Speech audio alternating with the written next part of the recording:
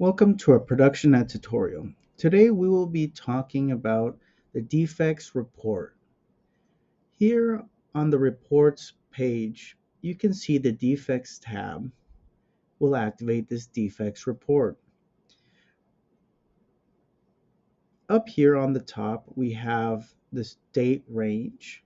It typically is covering a 30-day range.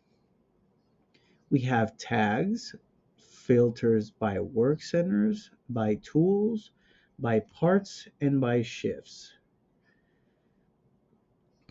Here we see the Pareto of defects, and in this case, we're looking at the category. This drop down has the filters by category, by reason, by work center, by part, and by tag.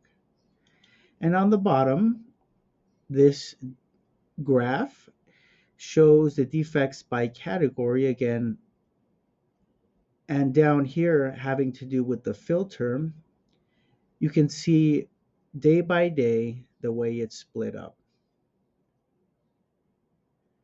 Down here in the drop down, if we select, for example, work center, we can see which work centers had the most defects.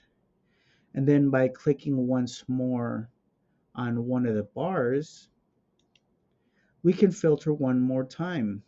Let's say, what category did press C have the most? Then right here we can see the mold processing was the category of defects that press C had the most. Down here at the dates, we can see the different variables and how it changed during this last 30 days.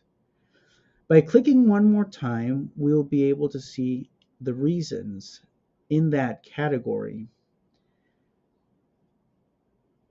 All of this can be deleted or reset, all these filters, by pressing the reset button.